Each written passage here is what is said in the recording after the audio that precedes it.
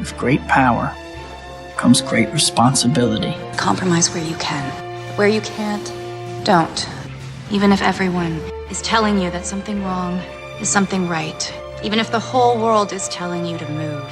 It is your duty to plant yourself like a tree, look them in the eye and say no. You move. Never step onto the battlefield of ideas unprepared. Before you enter the fray, you need a plan. And there's no better place to get one than right here on Tactics with host Caleb Colquitt. The Situation Room goes live now on News Radio 1440.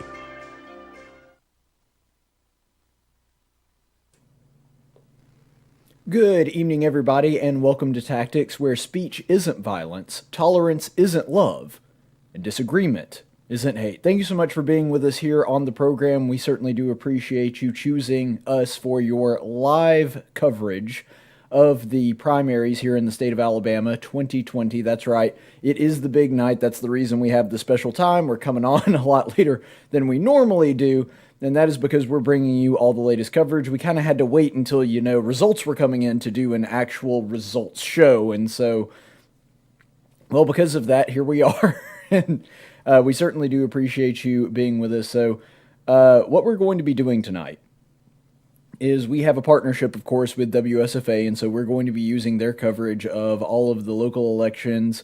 And I'm not really sure how long this stream is going to go. We're basically just going to go until the results have all come in, or I just get tired or whatever, but it's completely live, completely spontaneous. We're not 100% sure what's going to happen, but we do actually have the ability to do a stream here with WSFA. So what we're going to do is we're going to go ahead and see if that is working. So we're just going to test this out real quick. Let's see if the WSFA cam is working here.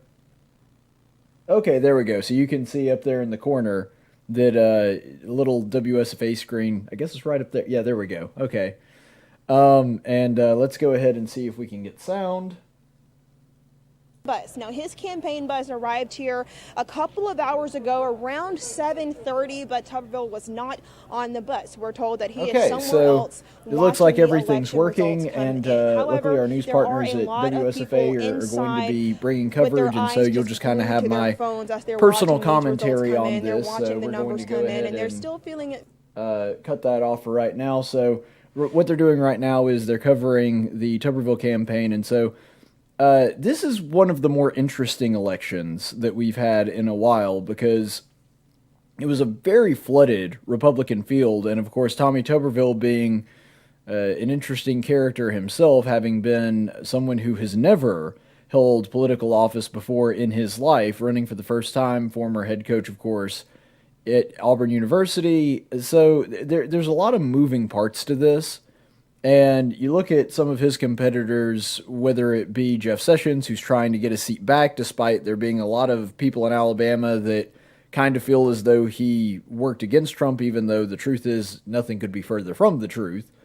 I mean, you've just got a bunch of really interesting competitors here, and I have been fascinated to see how this is all going to shake out. And so hopefully we'll be getting some results from that back in just a minute. Now, one thing that I did want to bring up and mention, too, is that when it comes to the results, we don't have a whole lot reporting yet. That's one of the reasons I wanted to hold off and wait until 9 to where we actually have some results to talk about. We're not just talking about the elections and their implications in the theoretical. We're actually talking about what it's going to mean for you. So let's go ahead and listen into the WSFA report. Let's see if they've got any numbers. With 14%, and then rounding out those Republican candidates, Terry Hasdorf with 5%. Okay, Thomas yeah, Brown we have with some 2%, numbers right here. And Bob Rogers. So it looks like right now we've got Jeff Coleman, who is at 41%, Jessica Taylor at 20%, Barry Moore at 17%, and Troy King at 14%. That's interesting. Oh, Terry Hasdorf at 5%, Thomas Brown at 1%. Now that is fascinating because, and this is the way politics runs. There was a poll taken not too long ago. There was a poll taken not too long ago at all that suggested that when it came to that race, that Troy King was the number 2 choice of a lot of the people that were polled. And so a lot of people had Troy King as their second place, even though there were a lot of people that had different candidates at the first place, and so they were kind of split. But oddly enough, Troy King looked like he might be able to make a run for it if that one of the camps of those other candidates started to break down. So in other words, if other candidates started trying to coalesce around somebody to try to defeat someone else, then Troy King could presumably step in. It does not look like that is going to be what's happening with him now, currently in 4th place. Now, of course, there's a lot further to go, and unfortunately, it does look like Jeff Coleman is going to win. He was not my last choice. Troy King would definitely be the worst out of that candidates pool to get it, but Jeff Coleman was definitely not much better than Troy King, and so it is disappointing to see that Jeff Coleman looks as though he's doing very well in this. Looks like he'll probably be winning it, but he has not breached the threshold that he needs to breach to be able to win this thing without a runoff. Because remember, if he gets less than 50% of the vote, then what's going to happen is that Jeff Coleman will have to enter a runoff with somebody else. Now, if that does happen, the question becomes, does everybody that was voting for people other than Jeff Coleman suddenly rally around whoever the person that emerged on top is? Which right now it appears to be Jessica Taylor. Now, I can't speak for everybody, but I'm going to be very blunt about my thoughts on it. I voted for Barry Moore. I thought that Barry Moore was the best choice out of the pool of candidates that we had. He's somebody that actually had a record when it came to being a conservative. He had an actual voting record that we could work off of. And so it just made sense to me. He's the most logical choice. But if I have to choose between Jeff Coleman and Jessica Taylor, that's a no-brainer. I'm going with Jessica Taylor. I don't know if other people that voted for other candidates like Troy King, like Jessica, I assume the Jessica Taylor people that voted for her this time are going to vote for her again the second time if she's in a runoff. I don't know if the other Barry Moore voters like myself and the other Troy King voters and the other Terry Hasdorf voters wind up rallying around Jessica Taylor. I think that they probably do. Granted, I don't have any official polling on this, but there's an awful lot of people that didn't want Jeff Coleman that liked Barry Moore, that liked Jessica Taylor. And so I'm a little iffy on the Troy King voters. It seems to me that they are going with name recognition first and foremost, because that's the only reason I can imagine anyone would ever want to vote for Troy King, is because they recognize his name. Because if they recognize any of the things that he's done, I would like to think that they have enough common sense to not vote for him again. So the Troy King voters, I think, are a little bit more apt to go with the guy who has more name recognition, and with the exception of Troy King, Jeff Coleman definitely has the best name recognition, and so if he gets that, then what we're looking at is a potential situation to where Jeff Coleman gets all the Troy King voters and Jessica Taylor gets everybody else. And if that happens, again, depending on how the numbers shake out tonight, Jeff Coleman has a very good chance of being the candidate for District 2 to replace Martha Roby. So we'll just have to see where that comes into play. All right, let's see what else the WSFA guys have to say. Reporter Ashley Bowerman, who's joining us from Prattville with the Taylor campaign. Ashley? That's right, and we don't have all of those numbers in quite yet, and you can see right now everybody in the room. All right, so this is going back to the campaign that we were just talking about with Jessica Taylor. Like I said, they have a really good shot at this. If Jessica Taylor comes out to be, or if Barry Moore somehow ekes out a second place victory, I think either case is just as plausible, that Barry Moore and Jessica Taylor can rally the support of the remaining people that voted against Jeff Coleman, and they can wind up surging and winning this runoff. I think that's very plausible. And see how this all plays out at the end of the night. Okay.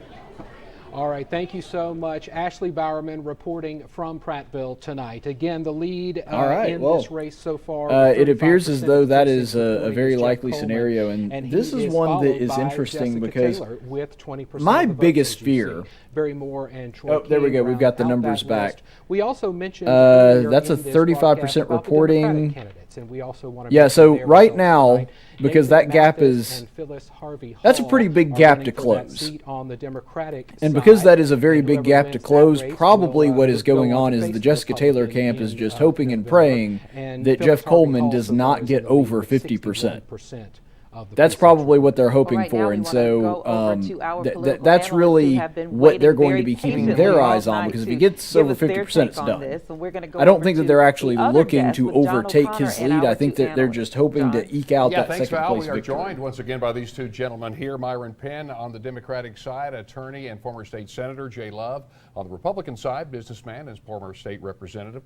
Guys, is anything jumping out? Are there any big surprises that we've seen so far here tonight? You know, it looks to be holding fairly consistent with what the polls have shown, and that was with Sessions and Tuberville kind of pretty close in the U.S. Senate race, but not enough for anyone to win outright. So it's headed to a runoff, it looks like, and then pretty much the same on the 2nd Congressional District. Coleman has run a very effective race, has a big lead, but I don't think he's going to get to the 50%, and it looks like it's kind of a battle between Jessica Taylor and Barry Moore for that second spot.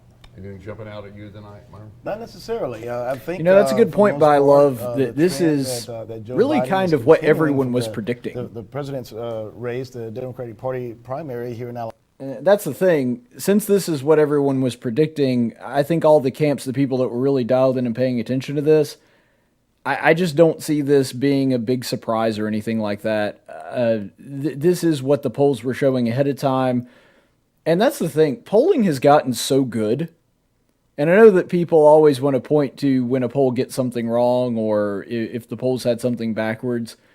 If a poll is done fairly and done the right way, which a lot of the impartial pollsters nowadays have gotten really good at, even some of the local races, there's not a whole lot of surprises left on Election Day. And I know that one thing that everybody's going to talk, I can see the comment section filling up right now with, well, all the polls said that Trump was going to lose. Here's the thing about that. Those polls were right. Trump did lose the national vote. He won the Electoral College.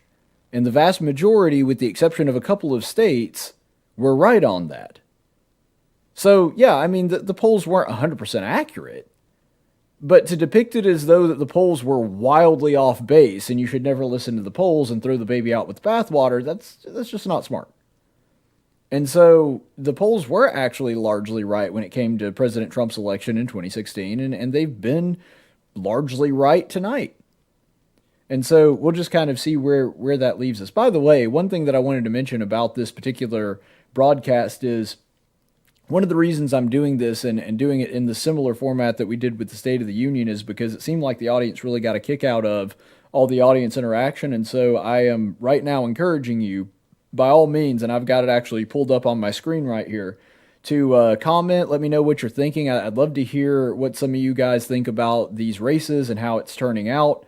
Who was your candidate? Who did you vote for? Who did you not want to get in office? Is there anybody that you're upset about looking like they're going to win? Do you think that anybody's going to pull an upset or you're going to see some numbers pouring in? I'd love to hear that. So be sure to fire off in the comment section here if you're listening on Facebook, or you can go ahead and tweet me at Tactics Radio as always. So looks like Amendment 1. Oh my gosh. Now, that's one thing. In terms of our reading scores, our math scores, and hopefully this will provide some impetus.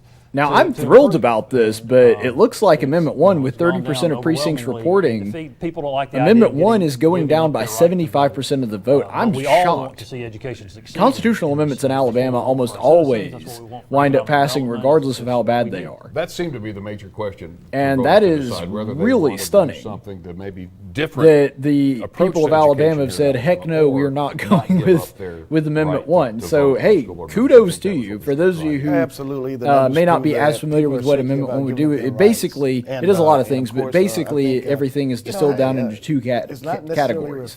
One is that Amendment 1 would take us from an elected board to an appointed board. More than that is where people do not want to give up their right. And so, because it would take us from an elected board into an appointed board, we would not be able to vote on our school board members at the state level. The second thing, of course, that it would do, the second thing is that it would make the national standards, whatever the national standards may be, the standards for the state of Alabama and the state of Alabama's teaching standards and education standards have to be in compliance with the national standards. The problem with that is the only national standard that is currently in existence is Common Core. And so they're billing it as though we're getting rid of Common Core, when actually what they were doing was enshrining Common Core indefinitely. So I am really stunned and very pleasantly surprised at the people of Alabama. I figured that it was going to get voted down, but I really thought it was going to get voted down by like 52, 53%. Like I figured it was going to be fairly close. Granted, 52, 53% is substantial, but I'm frankly stunned that there's that big a difference. Now, it's a long night. There's only 30% of precincts reporting, so who knows? Maybe it winds up making a comeback. I doubt it. Greg Shaw and Cam Ward. Greg Shaw, it looks like, has a pretty substantial lead over Senator Cam Ward, who is running for the Associate Justice of the Supreme Court of the state of Alabama. So I don't know. That's one that Judge Shaw hasn't done anything that has caught my eye or caught my ire that I want him gone. So I guess that's a weird measure, but for judges, it's not a bad one. Cam Ward, like I said yesterday, I think Cam Ward would make a pretty good judge, but that's one that I wasn't super passionate about, to be perfectly honest. So if Greg Shaw winds up winning it, okay. I mean, I don't see it as some kind of big demoralizing victory if that one doesn't go the way that I predicted it to go.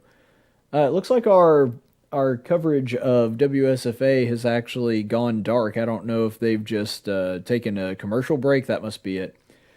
I'll take this as an opportunity to talk to you about one of the other things on this ballot. Of course, the presidential, since we're going to be covering primarily local. I figure since there's a lull in the local news, what we'll do is we'll talk about, we're going to talk a little bit about the national race. So with the national race, I'm predicting a really interesting scenario, and I think that this is going to be largely because there were so many candidates that dropped out last second, and I think that they were doing this strategically because they had a feeling this was going to happen. What they're doing is they're trying to help Biden. And so with your Klobuchar and your Buttigieg, and with, I think just earlier today or maybe yesterday, Bob Francis O'Rourke endorsing Joe Biden, what they're trying to do is they're trying to put together the anti-Bernie coalition. And what's fascinating about all this is that Elizabeth Warren, who's supposed to be buddies with Bernie, who, by the way, I would say that is at best a relationship of convenience, especially in the way that she stabbed Bernie in the back and went after him and tried to call him a sexist, which is hilarious and enjoyable on a number of levels. I love it when they shoot inside the tent. But either way, she has stayed in, and I think that that's actually going to hurt Bernie and help Biden. I think Biden walks away a pretty big winner from Super Tuesday and then winds up being about even, maybe not quite even, but about even with Bernie in the delegate count. So we'll just have to see where that goes. Our news partners at WSFA, it looks like they are back, and so we'll go ahead and see what they're talking about right now. As you know by now, Joe Biden and Donald Trump have won the presidential primaries in Alabama. We're here to tell you about some of the other races that perhaps you haven't heard about. Remember, you can get Joe all Biden the had the biggest lead website, here of any state. WSFA.com, on our app as well, and scrolling along the bottom of your screen. Races like the Alabama Public Service Commission president, Twinkle Kavanaugh in the lead in that one on the Republican side, Laura Casey in the lead on the Democratic side. And of course, a lot of people also following that big U.S. Senate race tonight. Yes, because we have seen a back and forth in the lead on that with Tommy Tuberville and Jeff Sessions. Right now, we want to go to Lydia Nussbaum. She is in Mobile following the Jeff Sessions camp. And again, we have seen back and forth with this. Right now, it looks like Tommy Tuberville is in the lead. Have you seen Jeff Sessions tonight? That's exactly right, Val. One moment it's Tommy Tuberville in the lead, and at another moment it's Jeff Sessions in the lead. So at this point, we're just waiting for all of those precincts. Now, based on recent polling, Jeff Sessions does have the edge. Exactly and so top, but even the experts are predicting, whatever that's worth, the experts are predicting that Sessions will take a lead. It may take him a little bit, but he will take a lead once the precincts have reported. But sometimes you get some surprises with this, so we'll just wait and see.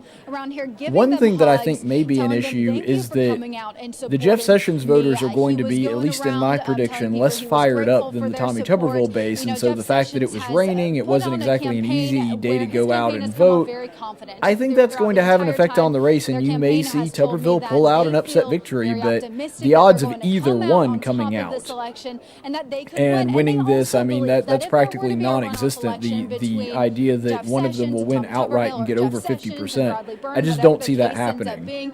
They believe that the people that voted no for him the first time. Here's the thing, though. Bradley Byrne's not that far behind. Like 24%, I feel bad for Bradley. Because if he winds up just not making it by not that much, I mean, he's what? That's 7 points behind the number 2 guy, which right now is Jeff Sessions. Several of them told Man, me you got to feel for Bradley Byrne if that's the case. That he was the first to endorse the president, and they really liked that. So that's what we're hearing from people out here. They like a candidate that supports the president, and that's what we've seen. A lot of these candidates who have been running for U.S. Senate say they've been saying they like the president and that they support Boy, have they. Good gracious, that's all Tuberville ever talks about. That's all Sessions ever talks about. Frankly, I get tired of that. I've been told, at least earlier in the day, I want to hear your ideas. I want to hear your policy positions. I want to hear what you believe and why you believe it. We get it. You support the president. Great. Tell me what you believe. President Trump already got elected. He's already in office, and he may get an office later, but your election is not that election. In that race, if you want to see what's I don't know. That just frustrates me. Over 30% of the precincts reporting. Right now, it's Tommy Tuberville in the lead, but as we pointed out, Jeff Sessions and Tommy Tuberville have been moving back and forth throughout the evening. Bradley Byrne is in third place.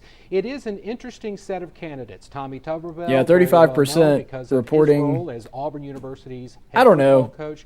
Jeff Sessions, very well that race is known too tight to tell right now. In the U.S. Senate. 30. I mean, obviously, you'd rather be in the lead than not in the lead, had a but little bit of a problem at that point. I think that one's going to come down to the wire. Now, I could be wrong, and goodness knows I don't have the best track record with predicting elections. I'm really good at talking about ideological stuff. I'm not great at predicting elections. But I think that one winds up coming down to the wire. I think that Sessions ekes it out by maybe 2 percentage points. But, I mean, it's practically a foregone conclusion at this point unless something really weird happens with the numbers.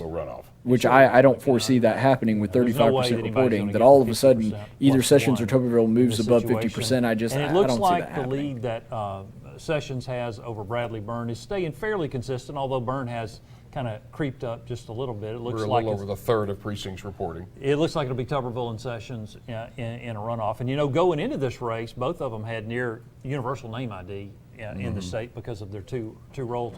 And Bradley Byrne had the biggest hill to climb from a name ID perspective. People knew him down in the 1st Congressional District because of his service down there. And he had some name ID across the state because he ran for governor. But people's memories are pretty short. And yeah, that is for sure. Let's talk about Doug Jones.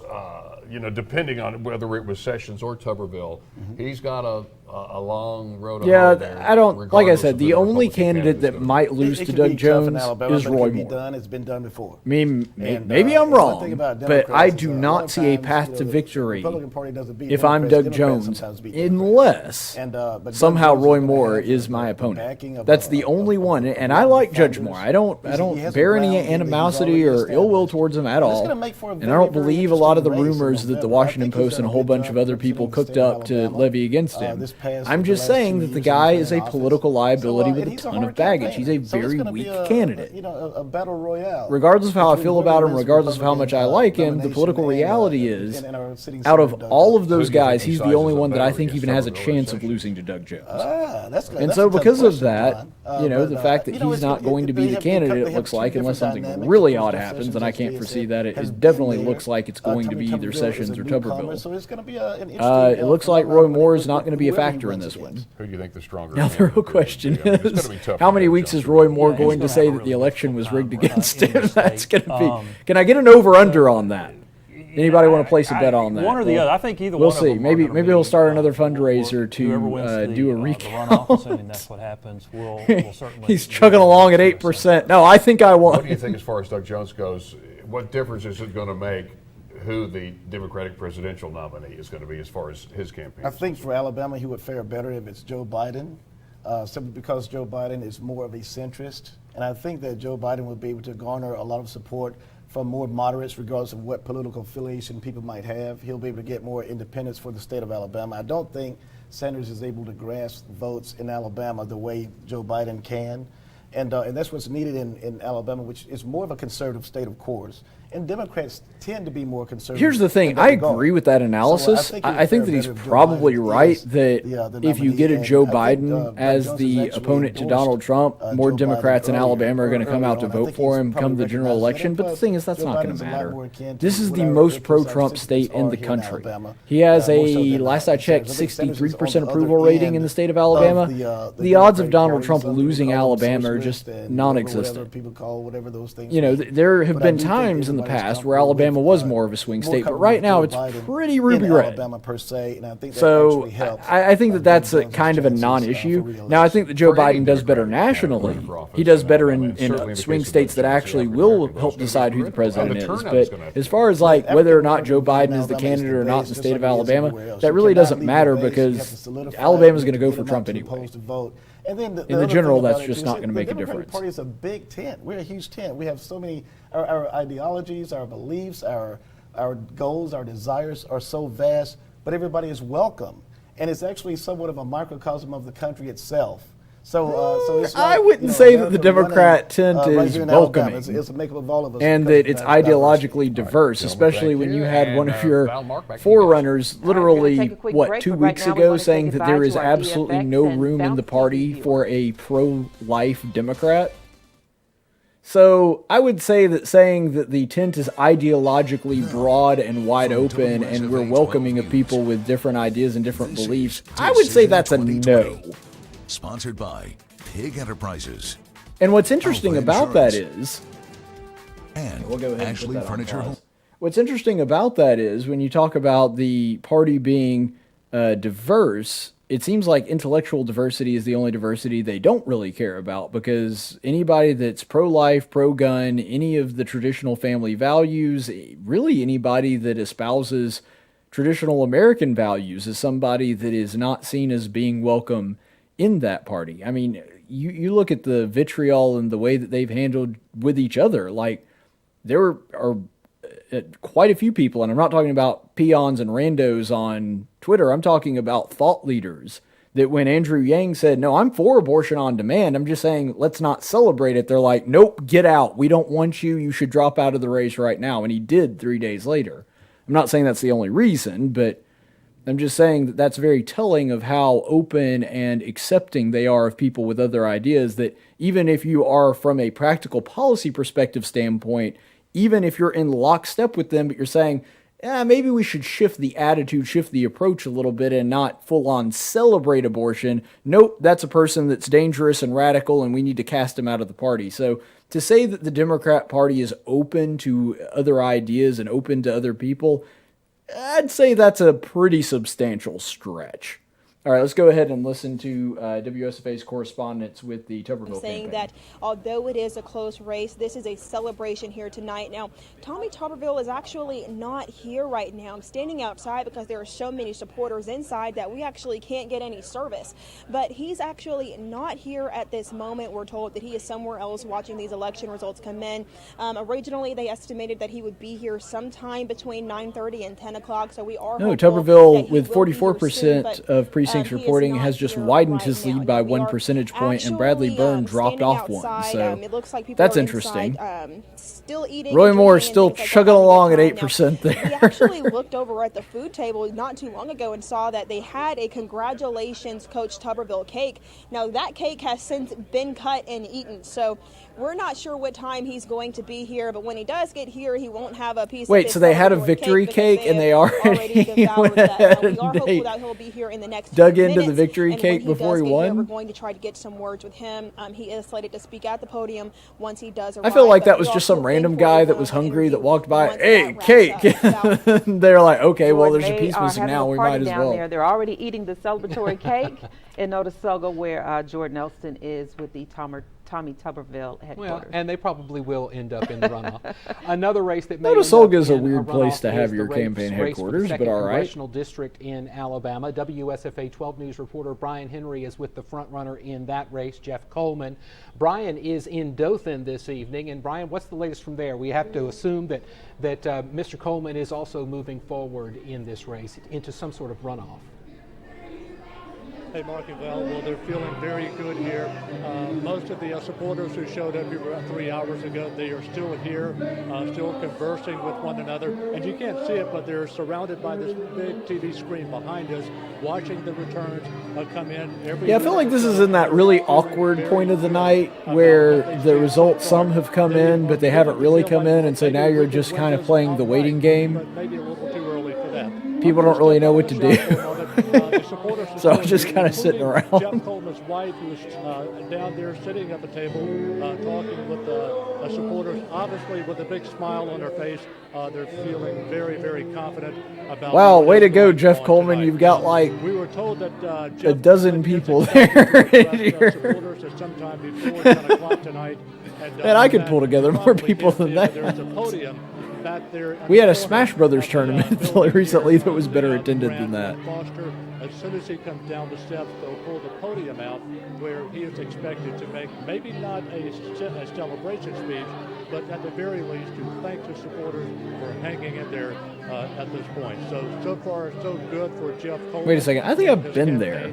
Isn't that big hotel in Dothan? Mark and Val? Brian Henry in Dothan tonight. Thank you. Oh, he is in Troy Dothan. King is also a candidate. King is a well-known name in Montgomery, being the former state attorney general, but he's also a hometown guy in the Wiregrass, which could be a much-needed boost for his campaign. And Jennifer Horton is following the Troy King camp tonight. And Jennifer, how are things going there? Whew.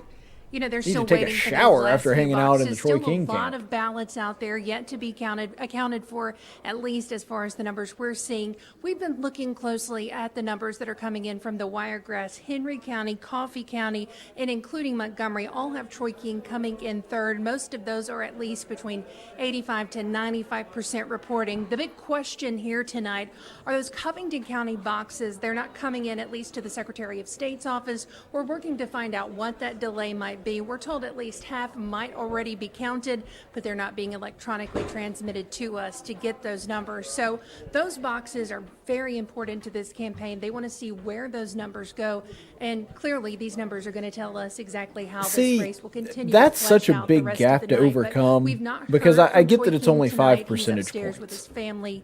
But Some of his it would be supporters one are thing if you were downstairs 5 here with us percentage in points his law behind the firm, second place clearly person watching these and there was results, nobody linking to else the in the numbers running. and seeing, When you're you know, 5 what math percentage they might points could do in their behind, heads you to can make see a there few on calls to screen see Troy what King's might at still happen. 15%, But Jessica clearly Taylor's this at race will 20, be in a and there's runoff, a another guy with very crowded 18% field, in the and middle. clearly, with regard to issues, very I don't daylight see you being able to among all overcome that 7 hurdle. candidates. So that's Now, been something I'm that still a lot of hoping for people have Barry been Moore to thinking pull about. out Who's and different be and how able are they to, different? So it's very slip interesting right to ahead of see Jessica how some Taylor, of but these even numbers that are is shaking out unlikely between with the people like 50% Troy King, who of have the been in our precincts voting. political scene for I a just long don't time, see any way and that Troy Jessica Taylor, King who's a would political be able newcomer. to You know, do all the that. That numbers is are quite different, but it's very extremely interesting to unlikely see that how things are his coming in campaign tonight. would be able to Mark get and Val. above right, that thanks a lot, 20% Jennifer. threshold and take As you second saw place. in I the just graphic, can't Troy see that. King in fourth place right There's now, so it's almost still no iffy chance whether he's he'll going to be make in the that runoff, runoff. which I'm Again, though, incredibly that's just grateful with for. 46% of the precincts reporting. In second place and doing much better, Jessica Taylor of Prattville. She is a previous employee in state government at the governor's office. Joining us live to talk a little bit more about her campaign is WSFA 12 News reporter Ashley Bowerman. She's live in Prattville tonight. Ashley? That's right, Mark, and just a little under 50% of the precinct is in right now, and Jessica is coming in just under Coleman. I have right now Mayor Gillespie of Prattville. What do you think of the numbers so far? Well, you know, it's still early and everything else, but right now, it looks like everything's going. So hopefully Jeff's going to pull the numbers on through, and we'll get in that runoff and see how things come out after that. So thinking maybe Okay, that was runoff very much a near post-game future? interview with the Oh, I football, think so. or a You know, halftime that's interview somewhat with the football the prediction coach. has been. Well, coach, what do you think? We'll see. The number We'll of see people how we it have turns in out. there, but, you know, Jessica's worked very hard on that. She's got a lot of great people behind her and a lot of community support. So we'll see how everything works out.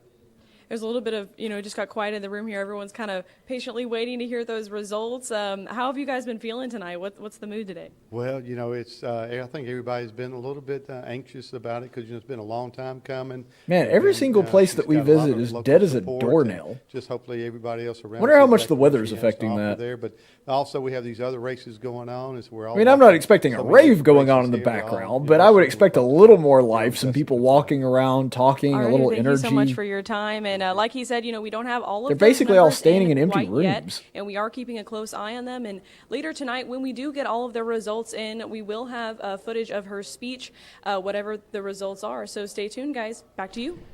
All right, thanks a lot, Ashley. And yes, Jeff Coleman way out ahead in that race, but it looks like Jessica Taylor may force a runoff. Yeah, it doesn't appear as though at this point that Coleman's going to get that needed 50% of the vote. Yeah, We I should don't point see- out I that don't there are foresee other him getting over congressional races 50% being either. decided tonight. Congressional District 1, Congressional District 5. Have they had the anybody incumbent show up in at the Barry District Moore 5, Mo campaign? I haven't Brooks, seen that well yet. ahead of his opponent tonight with 75%. With my big mouth, it's possible of I the talked vote. through it, but That's I don't with think that I did. 43% of the precincts reporting. So in some races, things have kind of been decided. In other races, we're still waiting. Yes, right now we want to go over to our political analyst along with John O'Connor. A lot to look at, guys. Yeah, there really is. You know, we've got our screens in front of us. Let's just quickly touch on the fact that on the Democratic side there in District 2, it looks like Phyllis Harvey Hall is going to win that race right there as far as we can tell early on. And if indeed District 2 heads to a runoff, you've been involved in a runoff before. As a candidate, I mean, you've already left it all on the field in the general race. Those runoffs. That's true. That's elections are tough. exhausting to have to go another couple weeks. It is shortened from the time period I ran when I ran and was forced into a runoff. It was a 6-week time period. It's been shortened to 4 weeks, which is helpful. Typically, it's helpful for the candidate with the most resources and ability to raise money quickly, and you would think that would be Jeff Coleman because of his ability to self-fund. But I've been very impressed so far with the race that Jessica Taylor has Self-fund. won. She did a really great job of rolling out her message, rolling out her introduction to the people of the 2nd Congressional District. So you never, you wouldn't quit working, but essentially Jeff Coleman has doubled up what everybody else has done. He's got 40% of the vote, and next closest is around 20%. We're just shy of 50% of precincts reporting. Does it Well, now, surprise one you at thing, all and I'm with all not the saying name that this is the only thing holding her that he back, had but that Jessica Troy Taylor King's showing seems is somewhat not getting unwilling better to do a than lot of Jessica media tonight. appearances, so that may have been one thing that held her back a little bit. Barry Moore's been far better with the media and actually reaching out and talking to people. His performance so far. And I'm not just talking about specifically but yeah, I radio and expect TV, a but better another show. thing that has been big is that casually glance at some of Barry the Moore judicial seemed a lot races, more and it willing looks to like actually the go out incumbents and are pound the gonna be pavement and talk to fairly people on the safe as far as ground the ones that and we do look at. campaign events and things like It's that. tough I mean, when you're running against an maybe incumbent. They with Jessica typically have the Taylor's money folks, I advantage. They just have the ability didn't cross to raise paths with them as resources. People often, but know it seems them, like Barry Moore and was doing you a have lot to better convince job of somebody that. to fire the incumbent when you're running as the challenger, and that can be difficult to do. Let's go back to the U.S. Senate race and talk. We talked a little while ago about how difficult it's going to be in the state of Alabama for a Democrat, Doug Jones, to win in that race. This is also a time when the Democratic Party in the state of Alabama has been in such a flux. You think that perhaps maybe things are settling down a little bit, but when you're dealing with a state with a party that's Well, that's really interesting fractured, because a lot that of just the makes it turmoil tough that for has you. been caused inside the Alabama Democratic Party was at least somewhat because of Doug Jones. And of course, in a state There was a like skiff Alabama, between this is him and the somewhat of a leadership in the refresher Democrat for the Party in party. This is Alabama, something and that's kind of so like it's going to be a rebirth. that was I think a everybody's big gonna source come of together contention. eventually for the greater good of the state. And I'm confident that the parties are going to work together as soon as this primary is over and as soon as the runoffs are over to pull the Democratic Party back to the way it should be, to fight for the common good, not just for the party but for the entire state of Alabama. And I want to go back a little bit to. So this is one question I would like to ask of some of the people that are watching. It's a winnable Out of race, all of these elections, which one is the most important to you? And it can be one of the actual races, or it could be our ballot measure, Amendment 1. Which race do you think is the most important? Which one means the most to you, the most to your family? I'm interested to hear that. So if you want to go ahead and comment, be sure to do that. Impossible feat, but I'm not. I'm a glass half full kind of person. And I know Jessica Taylor's lead just got cut into a little bit, and Troy King's went way up. That is really interesting. And it's all about timing. It's all about hard work. So you can see there that Jessica Taylor's now at 19, Barry Moore's at 18, and Troy King's at 16. In any event, regardless. Now again, like I said before, when Troy King was at 15, that's still a big hill to climb, but when the hill you're trying to climb just got a little shorter, that makes a difference as well. So I still don't see him being able to make it to second place, but this is interesting. Maybe Barry Moore ekes out a second place victory. Hard to say right now. In that race in November. You know, it's too early to call. Now he's only a point behind her. It certainly appears that Phyllis Harvey Hall is going to take this. You know, what are her strengths as a candidate? Well, I think for one thing, she has a little experience. I mean, she actually ran for city council recently in Montgomery. And I think she probably started her base there in Montgomery. Montgomery, of course, is in the 2nd Congressional District. And then you just walk down the line to the Wiregrass area. And apparently she has contacts there since she's leading the way she is. She has a base there. She had of course, the Democratic base is going to be, for the most part, in Alabama and elsewhere, the black vote, to get the black vote out to vote. That's going to be the key. You don't ever leave your base, but you add to your base to make yourself viable as a candidate. All right, gentlemen, thank you. We are going to take a quick break, but we're right back with more of our Decision 2020 coverage here on this Super Tuesday. Well, with that, we'll go ahead and take this opportunity to discuss a little bit about Amendment 1. Trying and hard I to have get a been better really signal? astounded. Enjoy clear cell phone talking with signalbooster.com. Didn't realize there was going to be an ad there. So one thing that I did want to talk about is Amendment 1. And I have been really astounded that the people of Alabama have spoken very loudly on this and said, no, we do not want Amendment 1. And the reason that I say that is not because I thought it was a good bill, and it wasn't because I thought that the people of Alabama were stupid or easy to hoodwink or anything like that. But the thing is, when it comes to amendments, usually they always wind up passing. I remember, I want to say it was about a couple of years ago when I did the same thing that I did last night, which is go down the sample ballot. I went down item by item, and there were 14 amendments on the ballot, and there were 2 that I wanted to vote in favor of, and all the rest I voted against. Except for a couple that were like local measures, and those I didn't vote against. I just abstained because that's none of my business. But when it came to this issue, I really, really did think that it was going to wind up passing because the ballot language that explains it is somewhat leading and would lead somebody to, kind of favor voting yes. And the other side of that is when you're looking at the rate at which amendments wind up passing, because like I said in the example that I just gave, all 14 of those amendments passed, every single one of them. People in Alabama just tend to vote yes, and I understand most people are busy. They don't have time to study the issues the way that people like me who do this for a living do. And I mean, I do this full time, and I still don't fully understand every aspect of every amendment. Like, it can't be done. There's too much information when it comes to this. But Amendment 1 was an absolute monstrosity, and I was really thinking and really predicting that the people of Alabama, through no malicious intent, just being somewhat unable to understand the nuances of this amendment, would probably wind up passing it, and because Alabama has a track record of passing amendments pretty much no matter what they say. And I'm very proud of the people of Alabama and the people like me that were out there, like Eagle Forum, Alabama, that were out there talking about how terrible this bill was. Apparently, the message got through. Let's go ahead and take a listen into our friends at WSFA. He would be descending down the short steps that you see right over there, the walk over to the podium, and to address some of the all of the supporters who have remained behind here inside the Grand on Foster. Oh, good. We have a ballroom. shot of an empty podium. There's a lot of excitement here. Coleman's wife is here, of course, and their daughters, and so many people have been crowding. Which I'm not picking at WSFA. They're just doing their job. I was just saying that. Now because it's behind us.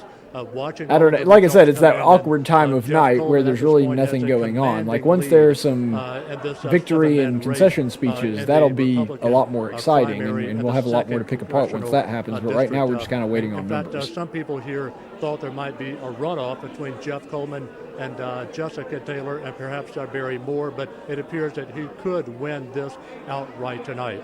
I don't see that happening. For Jeff Coleman to, like I said, over 50% of the precincts are reporting. He's only at 40%. I don't see him getting the 10% more that he needs in the precincts that have yet to report. Maybe, but no, I don't see that happening. This has been an exciting night here for the Coleman camp here in downtown Dothan, and very excited about what his campaign could mean in November, assuming he wins it outright. So, Mark and Val, we continue to. What's interesting about Jeff Coleman is he is one of the more canned, polished politicians that I've ever seen. Grand on Foster. Mark and Val. And one of the reasons that I find that fascinating is primarily because he ran his campaign off of the idea that he was a political outsider. That was the first thing he said, because I watched him interact with, I don't know, probably a dozen people at one of the candidates forums that I was at. And he would just walk up, and the first word out of his mouth, hey, I'm not a politician. Like, that was the first thing he always said. He ran his campaign ads that way. He didn't really talk about any of the issues when discussing what he was going to do. Oh, and look, the numbers are unchanged in that race with 57% reporting right now. But he really wasn't somebody that talked much about the issues. I mean, he talked about being pro-life and pro-gun, but that's like par for the course, and every other candidate also believes those things that he's running against. So I really have no idea what he was doing to distinguish himself. But he looks like such a stereotypical politician, and he's so polished and manufactured, and he seems like a Hillary Clinton type that is kind of robotic and stiff, and everything is a stump speech. And so I was very much surprised that that was the core of his campaign, and that was like the big thing. Hey, I'm not a politician, despite the fact that he seems very much like a politician.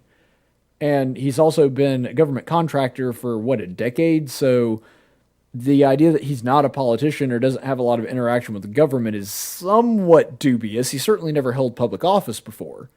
But the idea that he's never been involved in politics, I find very, very suspect. I don't think that that's an accurate claim. It's at the very least a misleading claim. I'll put it that way. But, that's where we are.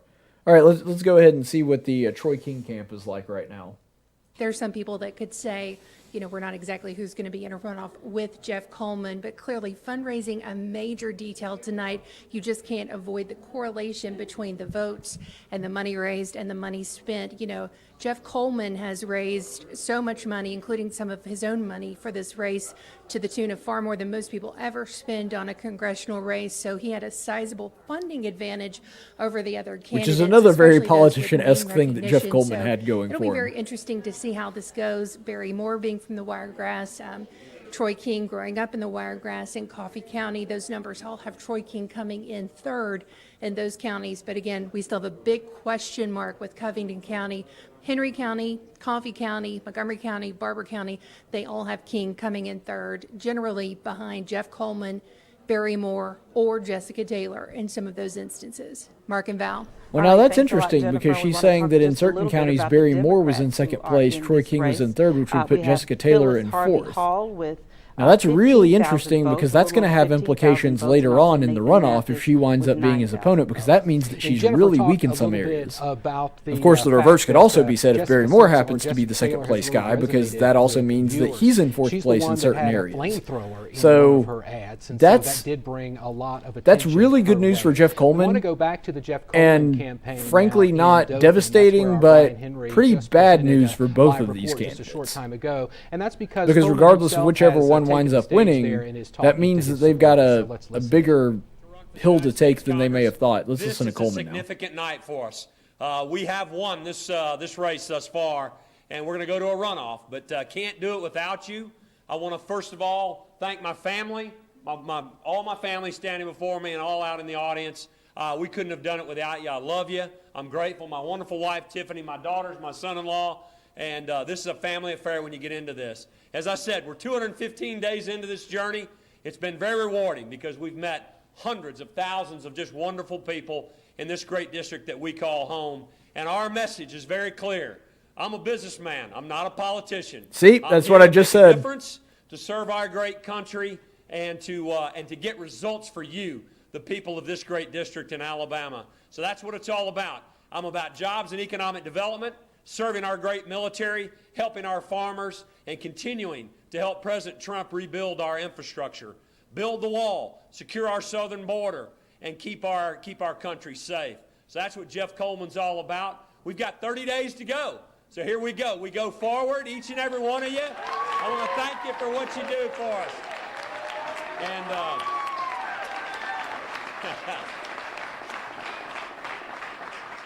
so our go forward is very important. We're going to continue to have our pro-business, pro-Trump message, and we're going to win this race on March 31st. You have said zero things of substance so far.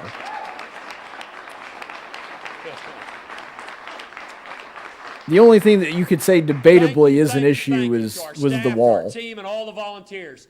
Thousands and thousands of calls have been made, knocking on doors. We couldn't do it without you. We're grateful, we're humbled, and we're blessed to be in this position right now. And we're going to go forward with a lot of strength and with all of your help. And we're just grateful. God bless you. Have a good evening. And we're going forward. Thank y'all. All right. It's a great night. Thank y'all. All right, there you have Jeff Coleman. All right, so a couple of observations on that, and I did want to bring this to the forefront. First of all, that kind of goes to what I was just saying about Jeff Coleman, which is, for somebody that's core message is, I'm not a politician, he has a lot of very politician-esque qualities. First of all, he's very polished, he's very stiff, he's very robotic. I mean, look at it, he looks like, if you were to paint a caricature of what people would think of an American politician, Jeff Coleman would be it. If you were to create like generic politician, I don't know, if you were going to draw a picture of somebody's like, draw a picture of what you think a politician looks like, that thing's going to look pretty much like Jeff Coleman. And I'm not picking on the guy for his looks. I'm just saying that he has all the trappings, he's got the most money in the race, he's very... whoever finishes second looks like it. Cautious in his speech to the point to where he's always not only to talking about things in a very sanitized way. He doesn't make a lot of bold predictions. One of the things that people liked about Trump is that he had very bold proclamations. Now, sometimes that was good, sometimes it wasn't. You can pretty much say this. But he has the air of authenticity. That's something that comes across when you're watching President Trump, and Jeff Coleman ain't got that. I mean, he looks about as robotic and planned and painfully planned out as any politician I've ever seen. Kind of a dichotomy there. And the fact that he's also, got a shady history of defrauding the government, defrauding the military. I think it's another thing, and this was going to be my second big point. And he focused on his military in that very short speech where he said very few things of substance. The only thing that he did say that I would say is even approaching an actual policy stance on something is that he's in favor of the wall, which is like the And so you easiest just gotta thing have to that say that you're in ability. favor But of I would is a think the Republican running in the advantage, state of in terms Alabama. of that race, in terms of who can make it But the the most other two competitive things would that he probably said, be they're not Jessica, because actually there is a real policy difference, ideas. They're just that a you could position generic yourself statement against, of we're going to support difficult. X and Y. We talked about the Porsche showing He said, Troy King what? tonight in this particular We're going race. to support and we understand farmers. he's We're going to addressing support his the military. supporters right now. Let's listen in. And yet, in this race, there is a guy named Barry Moore who is a veteran and is a farmer. It astounds me that the irony is lost on that. Okay, Troy King speaking now. We're going to listen to him. We raised the issues that matter. We ran a principled campaign, and I hope everybody here is as proud of what we did as I am of what we did. So I want to thank y'all for being here. There's a lot more work that we've got to do. The 2nd Congressional District deserves to be well represented. We deserve to have a congressman who understands all of our needs and all of our interests. And I look forward to working to make sure that that's what happens. When I started this campaign, I said, I think our values have been marginalized. I think our people have lost their voice, and we're going to give voice back to them. And that's exactly what we did. And people are now talking about the things that we started out talking about. So I want to thank Barry Moore and Jessica Taylor neck and neck at 19%. This is turning out to be quite a nail-biter. And I just want to tell y'all that. And Jeff Coleman actually dropped a percentage point. He was at 40, he's now at 39. We have to fight another day. This was a fight worth starting. It's a fight worth finishing. So we're going to hold this seat. We're going to help the president continue to advance his agenda. And we're going to do everything we can to make sure that the issues that matter to families around the kitchen tables in the 2nd Congressional District continue to be heard and that they have a voice. And I'm so grateful to everybody here and people that aren't here, people that are just at home all around the district. So whose decision was it to have the concession speech on a stairway like this? It's not fun. It's not easy. It's hard. And this has been really fun for me. This is the first campaign I've ever run where my family was on the campaign trail with me. And I wouldn't trade that experience for anything in the world.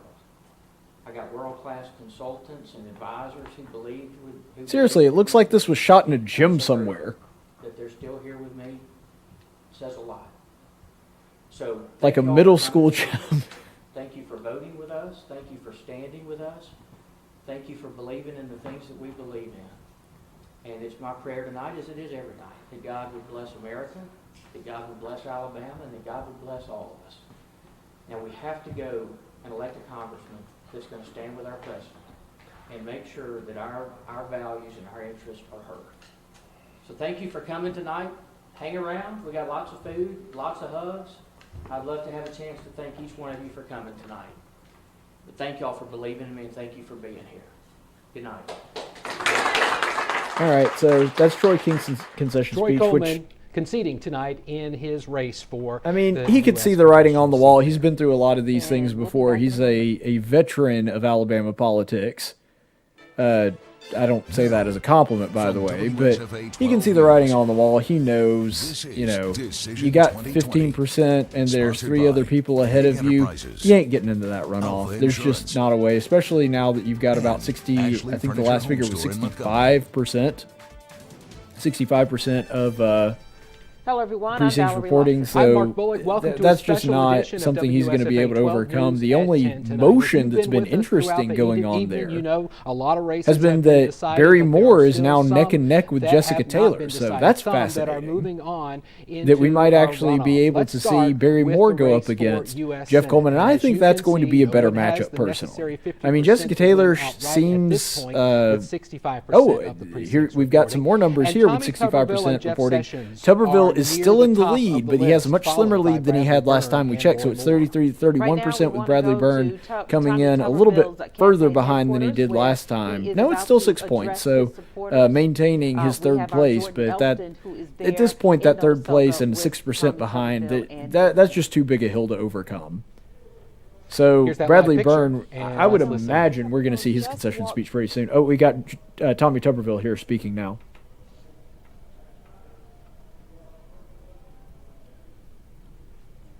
Well, he's talking, but nobody can hear We him. are having some problems with our audio there. So stand Left by. behind and the Oh, there we go. And we lost it. Thank you. Tonight, Okay, Tubbs. it looks like a great night for us and a bad night for the swamp. What? What? I think we're getting some WSFA audio from like the control room or something. That's interesting. We're going to overtime, and I know somebody knows how to win in overtime. Okay, that's a pretty good joke. I like it. We're going to finish what President Trump started when he looked at Jeff Sessions from across the table and said, "You're fired." Yeah, that literally never happened. Jeff Sessions resigned. And in 28 I get the days, imagery, but it's just dumb. with your help and God's grace, we'll finish the job.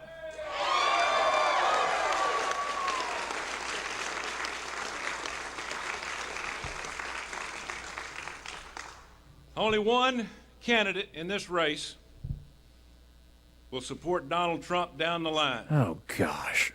Doug won't, Jeff didn't, but Tommy will. This has been a pretty good summary of the entire Tuberville race. I like Trump. I like Trump. I like Trump. I'll support Trump. I'll like Trump. I'm the biggest trumpeter that ever trumped Donald Trump. Trump was in a fight for his life against Mueller, Pelosi, and the bogus witch hunt. Jeff Sessions turned tail and ran. That's a load of crap. Alabama doesn't need to elect a cut and run senator like Jeff Sessions. That is a massive pile of crap. And I like Tuberville. I'm an Auburn fan, but We need a there's pro-Trump no fighter truth in that who statement at will all. help drain the swamp, stop the spread of socialism, and stand up for Alabama in the U.S. Senate. We need a new voice. We need a new voice, not a career politician.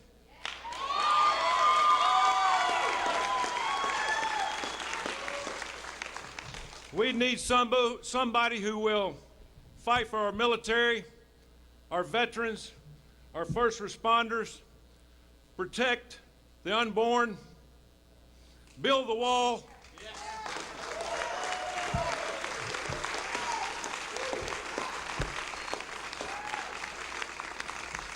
and yes, stop amnesty. Okay.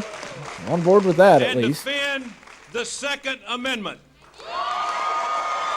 Again, those are really, really vague.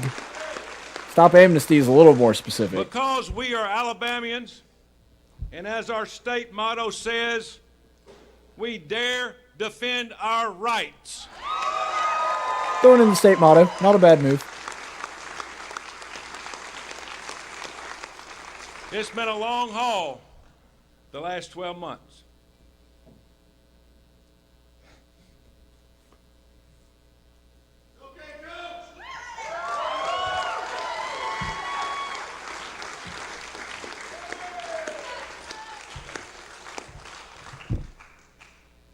I've met a lot of good people. Family, I got a great staff, and you.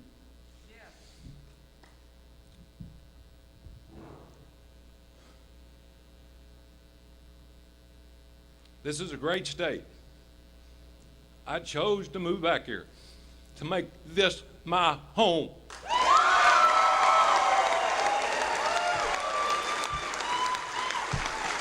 You know, to be honest, I never bought into the whole carpetbagger attack. I didn't want Tuberville to win, and I still don't want him to win, but I mean, Tuberville's been a part of the state for a really long time now. I don't buy into the carpetbagger attacks.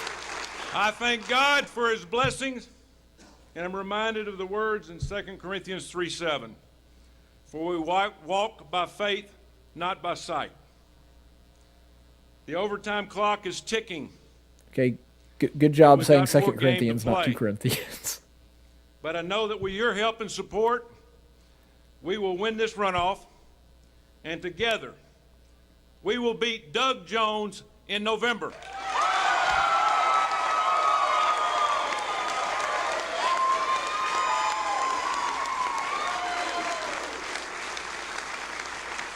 Thank all of you for coming. God bless all of you, and may God bless our great state of Alabama.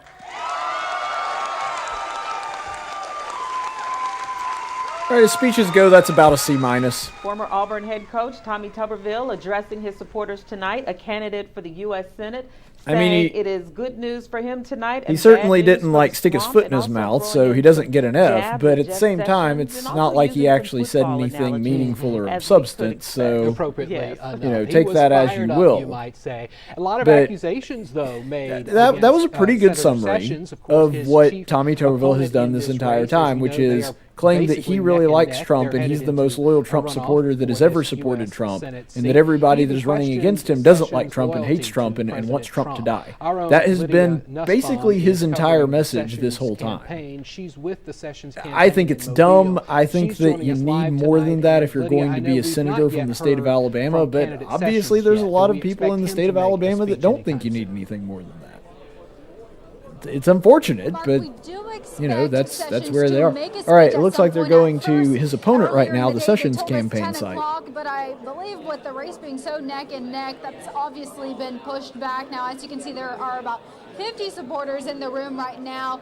The conversation has kind of picked up. Things have kind of gotten louder as the night has gone on. Now, we saw Senator Sessions, or Jeff Sessions, come in. It was not looking good for Senator Sessions earlier on. Today. He was giving handshakes. He was giving hugs. He seemed pretty cheerful throughout the entire week, or at least throughout the several months. And then even today, the campaign continued to say that they are very optimistic for today. When it was asked whether or not they considered a runoff a victory, they did not respond to that.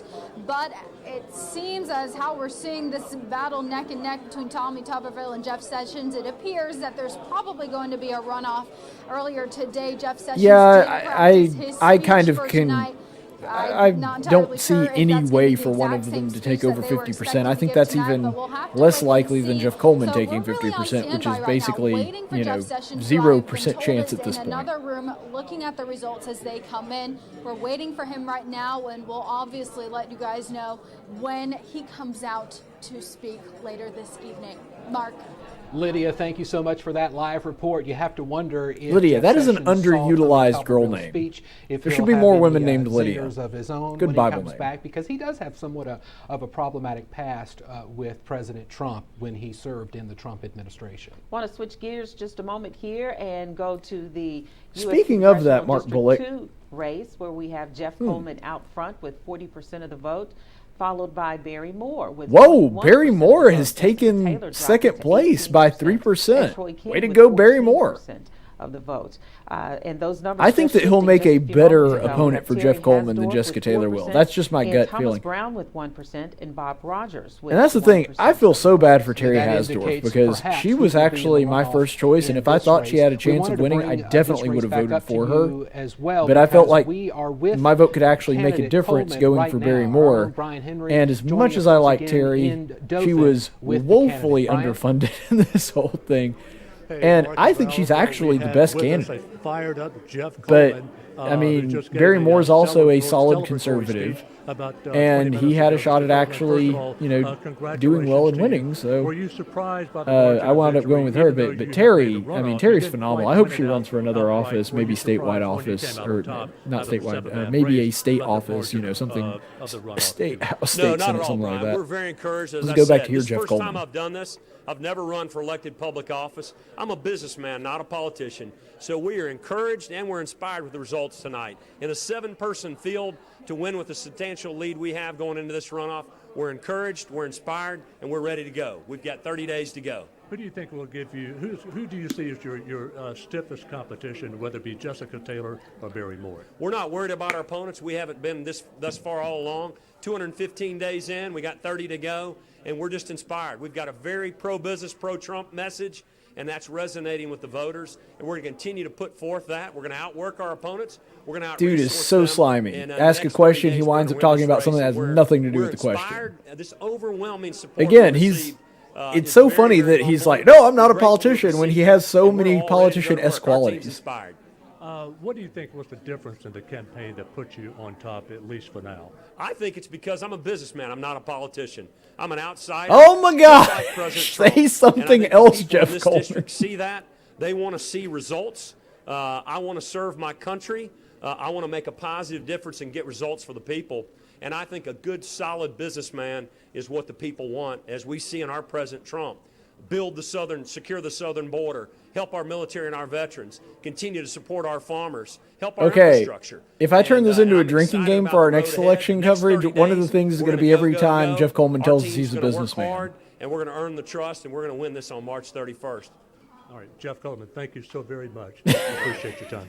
All right, Mark and Val, there you have it. He's very fired up, if you will. Made it very clear that he's not a politician. Even the reporter is like, okay, we get it. About 28 days or so. Brian, thank you for that. Brian Henry with an interview with Jeff Coleman tonight, the front runner in the race for the 2nd Congressional District, but not able to win that primary outright this evening. Yes, if we could take another look at the numbers, because those numbers were changing as we were speaking. Jeff Coleman with 40%, Barry Moore moving into second place. Wow, with 85%, Barry Moore looks like he may be the one in the runoff. And Troy King with 14%. Attaboy, Barry Moore. Troy King gave a concession speech just a few minutes ago, which you watched live on WSFA 12 News. Troy King should have 0%. Is with that campaign, and she's joining us with an update. Jen? The fact that Troy King is ahead of Terry Hasdorf is a crisis. And he through some of his thoughts coming off tonight's election. As a travesty. And, his big thing tonight, he said, a fight worth starting is a fight worth finishing. He says it's important to him to see some representation from the 2nd District in Congress that will stand for the values of the 2nd District, protecting the Second Amendment and all the things that the 2nd District holds dear to them. Troy King sounded the alarm about candidate Jeff Coleman, who has a felony indictment, which was settled here in Alabama's Middle District. He brought that U.S. attorney into Montgomery. Jeff Coleman obviously had a sizable funding advantage over all the candidates, including Troy King, triple or quadruple the amount of fundraising that Troy raised. That is a very difficult thing to overcome when you've got that much infrastructure, that much money. Congress should never be bought or sold. And he feels good about the way that he earned the money and fundraised for this race and how the money was spent. And he said, well, who's going to give their money to Troy King, and really? He again reiterated that he is an anti-establishment candidate. The fact that he's never been on the inside, he's always been on the outside of these issues. But he said that he's going to continue to fight for the 2nd Troy District. King, an outsider? Come on. Republican values that many do hold dear here in Alabama. I mean, that's a guy that was in the pocket of the gambling cartel when he was the Attorney General charged with enforcing gambling laws. Doesn't look like we can catch and come in second. But we raised important issues. We raised the issues that matter. We ran a principled campaign, and I hope everybody here is as proud of what we did as I am of what we did. Again, Troy King reiterating the pride that he had in this race. He appreciates so much all the voters who have stuck with him. I'm so glad that the past 2 races Troy King has been in. I mean, even there were a couple times in the last race even. It's only a matter of time. The guy just lies about everything. I remember that in the last race, his campaign put out a graphic that was, because of course he was running for Attorney General again and against Steve Marshall this time. A law firm that he and he was trying to put up a graphic that showed that the crime rate was far lower when Troy King was in office than when Steve Marshall was in office. The only thing is, if you checked his source, and what's hilarious is it was the source that Troy King himself attached to this graphic. If you looked at the source, you notice that the data that he was using, the number that he attributed to Steve Marshall, was actually the year before Steve Marshall took office. So I mean, the man just will lie about anything. About 15% of the vote. And it is astounding to me that he keeps running for office, and I'm so thrilled that he keeps getting shellacked in every race that he's in. Let's talk a little bit. I want to go back to the US Senate maybe race. this will be the final nail in the coffin, and finally the message will get through. Troy King's head. No, we don't want you. You're done. I'm hoping that is the takeaway from Troy King Tommy tonight. Tuberville is not a politico. What was guy his can only strengths hope. coming into this Let's hear what contest? WSFA has to say about this. Their political analyst here. His position as an Auburn football coach and as a head football coach appealed to a lot of people, not just Auburn fans, but those that love college football. Yeah, clearly Alabama fans were not reticent to vote for Tubbs because there's no way that he would win this much. To the highest office in this country. And no way he would have gotten that level of votes with just Auburn Tommy fans. Tuberville can become a U.S. Senator. I think one of the things to kind of look at as we analyze heading into a runoff situation, you never want to be kind of perceived as the incumbent, which Jeff Sessions was, even though he was not the current U.S. Senator. Many people perceived him as the incumbent or an incumbent. You never want to finish in second place. Well, he is the last Republican to hold that office, so he are from the same part of the state. And Bradley, and he never got voted out. A tremendous amount of votes. I can see why there's at least the hint of incumbency. That all has with to be balanced out when we look at what just a man-on-man race of Tuberville versus Sessions is over the next 4 weeks. You know, it's going to be interesting, too, because in almost every other Republican race that we have seen, the candidates tried to out-Trump each other. I mean, I'm a bigger Trump supporter than you are. I'm so tired of it. Messages. So going into this runoff, as we have mentioned and has been well documented, there has been some bad blood between Jeff Sessions and Donald Trump. Yes, and that's yeah, there has. That's a fair assessment. Jeff Sessions has. I think that it's unwarranted, but it is there. Attorney General, the way it ended really disastrously for him. And who knows what President Trump might do. He might insert himself into this race. But that will be the challenge that Jeff Sessions has to overcome. All right, gentlemen, again. All right, now to what he was talking about there with the runoff. In any situation where you're going to have a runoff in a man-to-man race against two candidates, what you have to ask yourself is, where are the voters of the ones that are not there anymore? Where do they go? So real quick, because I think that it is a useful exercise, let's ask ourselves, out of all these other candidates that ran for Senate, who is likely, where are those votes likely to go?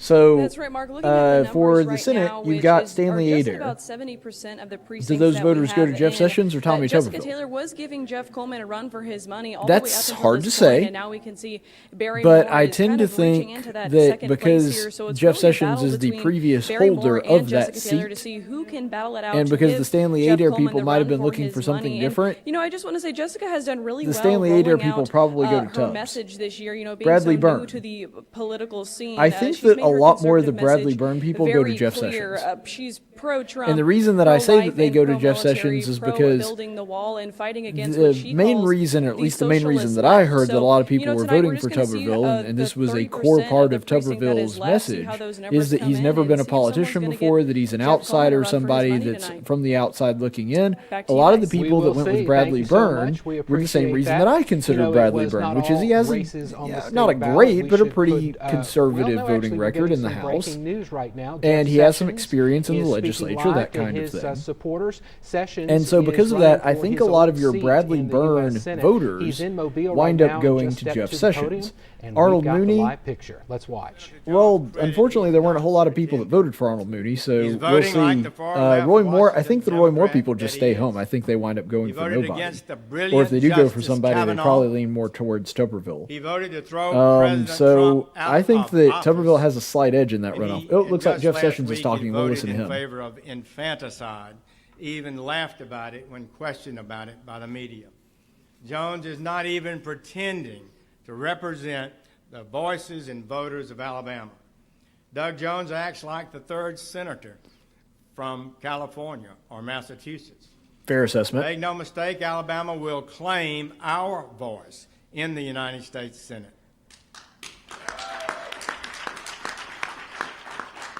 We will indeed defeat Doug Jones. So the beginning of President Trump's second I mean, if term Jeff Sessions wins it, yeah, gives he's us going to a destroy Doug window Jones. of It may be a opportunity 20, 30-point that spread. we dare not miss. We must act 10 with for great sure. urgency. This is not a drill. We must put our best team on the field. I'm not running for fame. I'm not running for money. I'm running to lead this charge.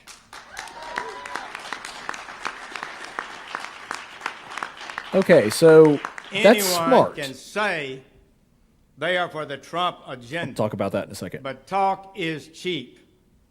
But I have fought on the great issues of our day and won.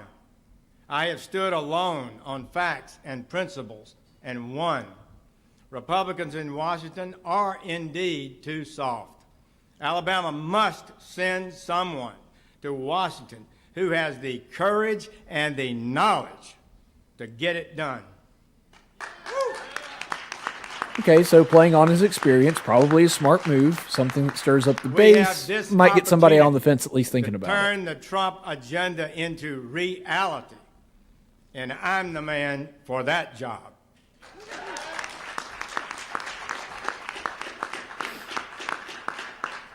When no one else dared to do it, I endorsed Donald Trump. People thought I was nuts. Some of you thought I was nuts. I thought he was nuts. I'll admit that. I said it at the time. My opponent, the one we'll be facing in the runoff, Tommy Tuberville, when the battle was in doubt? You know where I was, on the front lines. I knew that President Trump was a man of action. I knew he was strong. I am still so tired of this. I'm more Trump than you are. And so let me close with this. Yes, we have a runoff at the end of this month. And yes, we will campaign with vigor and strength throughout this state. And yes, anybody who wants to be a United States Senator from Alabama had better understand and be ready to stand up for the interest of our people in every corner of the state. It would be nice if he knew those interests, like yours truly knows them, having traveled to every county in this state for 19 years. Smart move, playing on his experience. And I will fight for Alabama every day, and we will win the Republican nomination on March 31st.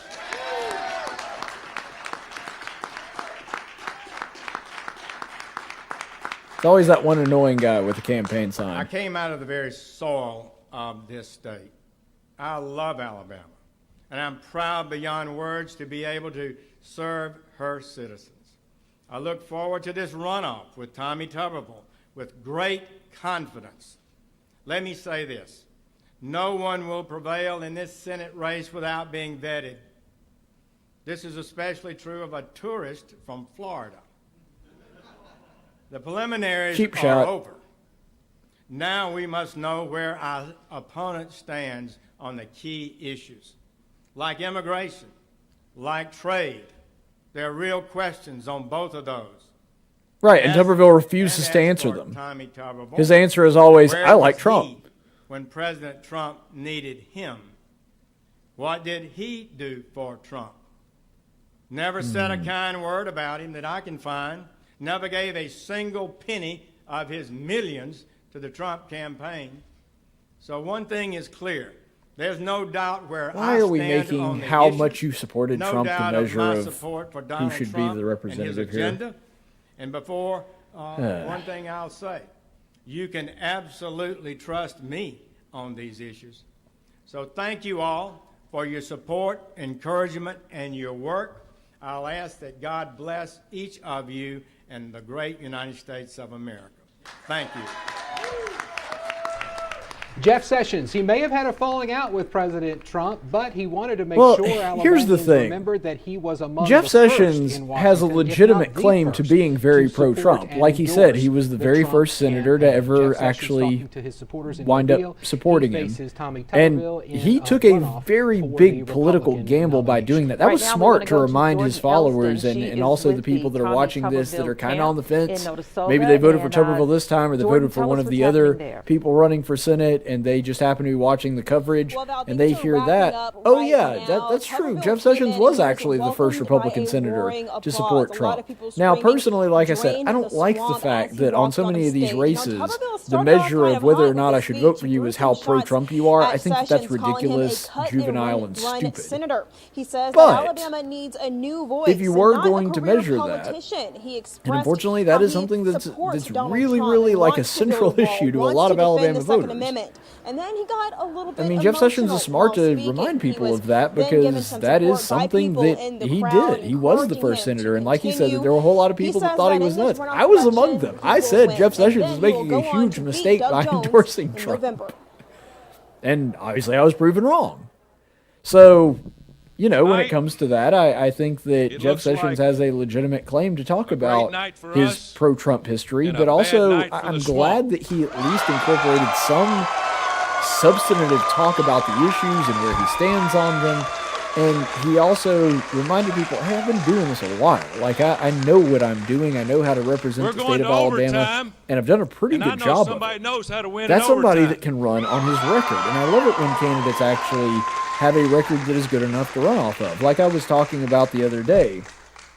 In my notes that I was talking about where I was batting back and forth between Jeff Sessions and Bradley Burns. If you look at Sessions' score conservatively and how they vote when he was in the Senate the last time he was in the Senate, with Heritage Foundation, he had a 81% lifetime score. And that's significant, especially when you consider the average Senate Republican has a score of only 56. So Jeff Sessions is significantly above average when it comes to conservatism. He's the kind of person that you would think would come from the reddest state in America. The GOP had 7 running in the and race. Jeff Sessions did a fantastic job of that. I have no reason to believe he wouldn't do exactly the same thing if reelected. WSFA 12 News. Whether you like Sessions, whether you don't like Sessions, whether you think that he betrayed Trump, which is absurd and stupid, but whether you think that or not, you can't deny the fact that he is a committed conservative with a backbone that has done this for decades. 59% compared to and Mathis's 41%. Has a fantastic track record of not caving to the pressure to, just go with the crowd or be a part of the swamp. Now, it wasn't Jeff Sessions all has races avoided there that were also before. He's some been in that issues to be scenario decided this year. and was able to remain a very reliable conservative vote. That's a measure that would have changed the And way I was just using Heritage because it was the first the first one listed here. It was a big no vote. He also has an 84% lifetime record with Freedom Works, another conservative. I believe his conservative review score was in the 80s as well. And so by all of these different measures that you're looking at, I mean, that's Jeff Sessions is somebody that has been conservative for a really long time. Tuberville, he may be. Yeah, I don't know. You're talking about taking but away he won't even of answer the people freaking on a questions when it comes to matter. asking You got him a pretty about high the hill to climb. when it comes to I'm asking him certainly about the not surprised issues that it and lost. some of I the am things that surprised he would by have to decide on when it comes to the Senate. The gap between now the he yes and could the theoretically that was surprising. make It was so his overwhelming like default vote whatever You know, Trump it's hard to wants, kinda which gauge this kind going into of it sounds like because, what he you know, would you look do at all based these on rankings what that he come out said. in which the state of Alabama places But perennially if toward that's the bottom of case, list in math there would and be other certain areas of things that he would education. vote We have for a that are real not issue conservative, with our education systems tariffs, across the state of or Alabama, and you would have like thought that raising perhaps the budget, that would have been the overriding which factor. For Trump some people. has So we just have to unfortunately take a seemed to be perfectly okay different with. approach, but obviously this is not. But anyway, that's where we are. By the way, just saw some numbers flash up with our coverage with WSFA and our news partners over there. That it appears as though the ballot measure that is on our ballot for Amendment 1 is there's virtually no chance that it can make a comeback. Actually, it's the no side has gotten moved up to 76, even though we have a pretty good percentage of the precincts reporting now. So right now it looks like the hay is in the barn on that one, and I am thrilled, and I would like to thank all the people that went out there and talked about what a horrible idea this amendment was. So props to you. Let's go back. I want to go back I to the appreciate US your Senate race dedication and to the this runoff fight. between It was Tuberville one and that was Sessions. worthy of fighting. This became a little and bit. I It wasn't a appreciate it. bloodbath going into it, but there was a lot of negative campaigning on both sides here, and the gloves. Oh, okay. They were already. I just had a off comment before here this, from and now Chip. with this runoff, they were shooting some poison darts. I'll work on that. I'm sorry if there was a sound This is gonna issue. get ugly out here. Typically, when you have a crowded primary where you have 4 or 5 or 6 people running, people Yeah, play hopefully nice, at that least corrects it. initially. Thanks for the heads But up, once Chip. I becomes appreciate a runoff it. situation is where it's just two people running for one. All right, for Tubbs Nebraska is in a ahead by sense, 1% with it will get very 77% negative. of And it started precincts. that way tonight. You're trying to differentiate yourself from Reporting. your opponent. And that was what the tone of So, the comments tonight were. I mean, the Well, thing we'll is, take a quick break and then continue our coverage right after this. the thing is, when it comes to that, it's a nice boon. Trying hard It's to a get nice, a better signal. bolster Enjoy clear to your cell ego phone talking with when you wind up winning the signalbooster.com. race, whether it's by 1 percentage point or 5 percentage points. But to be honest, if you get into the runoff, you're in the runoff. You've got 4 more weeks of this. And so because of that, the reason that I say, and by the way, this is very good for me because I'm in the media and they're going to be buying political ads. But ultimately, what I wanted to bring up in that, the truth is, it definitely bolsters your campaign and it kind of helps build that air of, we're moving forward. It's definitely better to win than lose. I'm not saying that that's not a big deal. But ultimately, if you're in the runoff, it doesn't make that big a difference. You're already there. You've already arrived. And so there's really no reason to make a big deal about it, whether you're way ahead or whether you just barely eked out and got into the runoff. You start back over with a fresh slate. I mean, it's kind of like a football game. Having a big win over a team 1 week, it may help boost morale, but ultimately it has zero effect on what happens in the football game that's coming up next week. You see how I use that with Tuberville being one of the candidates? Trying hard to get a better No, signal. I jest, Enjoy but clear cell phone ultimately that is talking what's going with to happen, right? Is that signalbooster.com. this is all going to restack the deck. We're all going to reset, and then we're going to go back. And the results of the primaries can certainly tell us what is likely to happen in the general, but they have no effect over what happens in the general. It's not like they get an advantage. They get certain bonus votes or something like that. That's not how this works.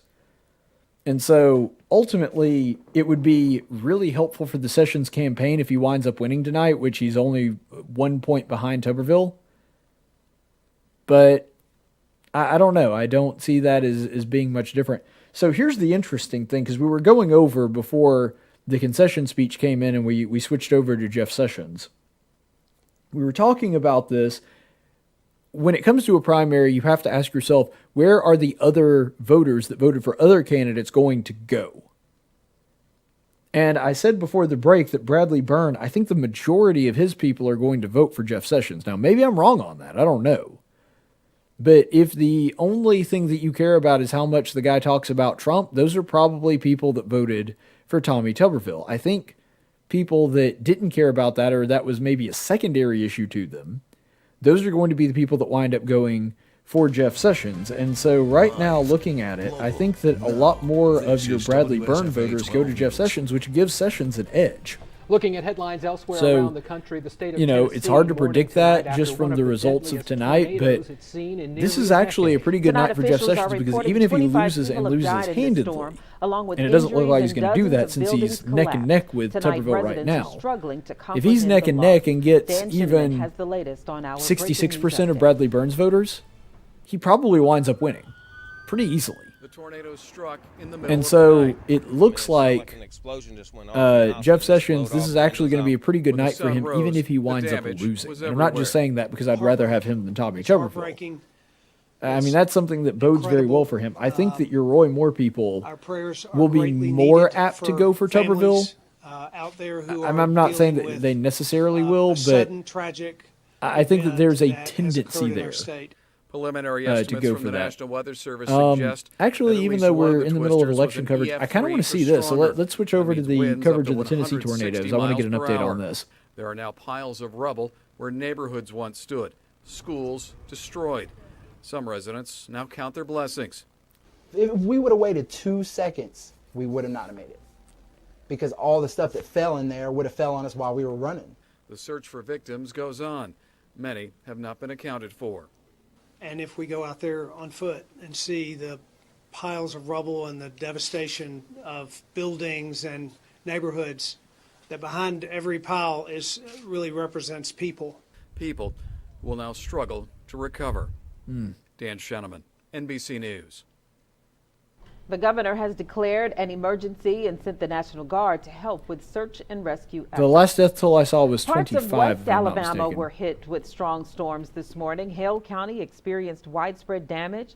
Thankfully, no injuries have been reported, but EMS officials tell us 2 homes were destroyed and more than 20 buildings were damaged. We still don't know if the damage was from a tornado or straight-line winds. A survey team from the National Weather Service will make that determination. Covering Lee County, this was the day exactly 1 year ago 23 people lost their lives in a tornado in the Beauregard community. Tonight, people there came together to honor the anniversary and remember those who lost their lives. Man, that is a crazy coincidence that happened. And I have some actually really good friends in the Beauregard community. There was a family up there that went to church with me in Auburn that was from Beauregard. And I mean, that was devastating to that whole community. It's actually quite chilling to imagine that on the same day of the year that happened in Beauregard, that's now happening in the Nashville, Tennessee area, that I-40 sort of, the towns along the I-40 sort of, what do they call it, the I-40 Beltway or whatever. It's really astounding that those things have happened on the same time of year. I don't know exactly what they're doing with the election coverage right now. It looks like they're taking a break from that, which we're pretty well outside WSFA's normal newscast time slot because we're already at what, 10:38, 10:40, 10:40 by my clock. So hopefully they're going to bring that back. Here's the thing: I would have stopped the coverage probably about 10 minutes ago when Jeff Sessions gave his concession speech. The only reason we're still going is because the real question mark that is left is it going to be Barry Moore or is it going to be Jessica Taylor that takes on Jeff Coleman for his seat in the runoff? And we have 80% of the Montgomery City Council passed precincts a 1% reporting. occupational tax. So because of that, what we're going to be looking at now is it possible for Jessica Taylor to take back the lead? Because you may remember she had a pretty handed lead over Barry Moore just, I would say, what, half an hour ago? And now with more precincts reporting, it looks like Barry Moore has taken the second place for right now with 21% to Jessica Taylor's 18%. So it looks like Barry Moore's going to be the guy, but we'll have to wait and see. Hopefully they will be able to show those results here pretty quickly. Who is wanted for breaking and entering a storage container. I think they're going into their normal 10 o'clock news. Video. The suspect was caught on video tampering with the security camera, and it's believed that he then stole $17,000 worth of equipment and tools. This happened in Montgomery between January 17th and February 17th. If you know anything or you recognize that person, call Crime It looks like Bradley Stoppers. Byrne is still maintaining his lead, and there have been quite a bit of As for our precincts weather, reporting. most of us getting a slight break from the rain we saw throughout much of today. I know, But this more is just rain riveting and storms are on the television way right here. overnight. WSFA meteorologist With Lee me Southwick doing has a Google look at searches, our too. first alert radar coming up next. Try to get all of this ready. Let's see. I guess for a second, since WSFA has taken a break in the action here, we could talk about the results in the delegate counts of the Democrats, because, of course, Donald Trump's going to be the candidate for the Republicans, and that's pretty much something that can't be stopped at this point, obviously. So with the Democrat, it looks like Joe Biden has taken a commanding delegate lead. And Bernie Sanders, so Joe Biden right now has 337 delegates, Bernie Sanders with 224. As predicted, Super Tuesday was very good to Joe Biden, and Alabama was a big part of that. Alabama went pretty strongly for Biden. I think that they are the state that went the most in Joe Biden's direction. It's amazing to me that Mike Bloomberg just absolutely clogged up our airwaves for weeks and weeks on end. And still, because Super Tuesday was the first time he was going to be on the ballot, he still walks away with only 27, barely above Pete Buttigieg, who has one delegate less than him, despite the fact that he already dropped out. So, not good news for Pete Buttigieg, not good news for Michael Bloomberg.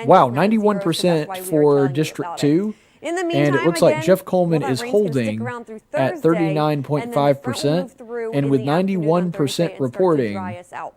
it We'll looks stay like nice and Barry sunny for Moore is Friday, going to be his Saturday, opponent and because Sunday. Lots of Barry Moore is sunshine, it's currently well at deserved. just Meanwhile, barely below temperatures, well, 21% today at we were near 70. 20.9, and Tomorrow Jessica we drop Taylor down to the low is 60s, at and then we stay in the low 18.6. 60s all the way through Saturday. Man, this is a Don't really forget tight Saturday race night because we'll this has come bring down to forward less than 2,000 votes. Nope, just barely over 2,000 votes. It looks like it's roughly 2,100 votes between the two of them. And so, Stay with us. guys, this is the reason that we make such a big deal about getting out and voting.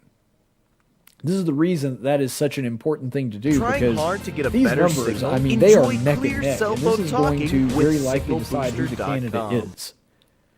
Because if Barry Moore or Jessica Taylor wins it, I think that either one has a chance against Jeff Coleman. But I think Barry Moore has a slight edge on that. I think that it's going to be really difficult with all of Jeff Coleman's money to be able to overtake him in this. But if anybody can do it, I think it would be Barry Moore, and I'm going to hope that that is the case.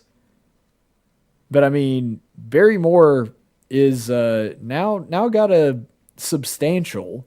I mean, it's not like Jessica Taylor's out of it or anything. But with 91% reporting, it would be very difficult for Jessica Taylor to come back on this now. And Troy King has actually sunk a little bit. He was at 15%. He's now at 14.3%. So that's where we stand on that. Mo Brooks won his in District 5. He won his primary handedly. Of course, for those of you in the Montgomery area, Mike Rogers ran uncontested. Gary Palmer ran uncontested. Terry Sewell over in Selma has run uncontested. So they're all fine. Of course, it's easy to win when there's nobody running against you. But anyway... In a that decision seems to be the latest. 2020 Okay, update, the biggest race for Alabama WSFA has come back with their numbers. Was for U.S. Senate for the Republican nomination. Former Senator Jeff Sessions is trying to get his old Okay, job so back that's where WSFA is right and now. here's They're how the numbers reporting look. the Tommy results of the Tuberville with United 33% States of the Senate votes. primary. Jeff Sessions, And again, like I was just 32%. saying, Those it two looks will like face each other Jeff again in a Sessions runoff. is Bradley still Burns with tailing by about 25%, 1%. and Roy Moore with 8%. But, I mean, I'm surprised it's this close, Right now, honestly. we want to go to Jordan Elson. I thought She that has based been on some of hanging the out at the polling going into Tuberville this, that camp Tuberville was all going to win night, by and, 3 or 4 points. Jordan, what's the latest from there? And that Sessions was just going to have to really hope that people were kind to him in the runoff. But they're neck and neck, and I think the fact that they are neck and neck bodes well for Jeff Sessions because of the other candidates.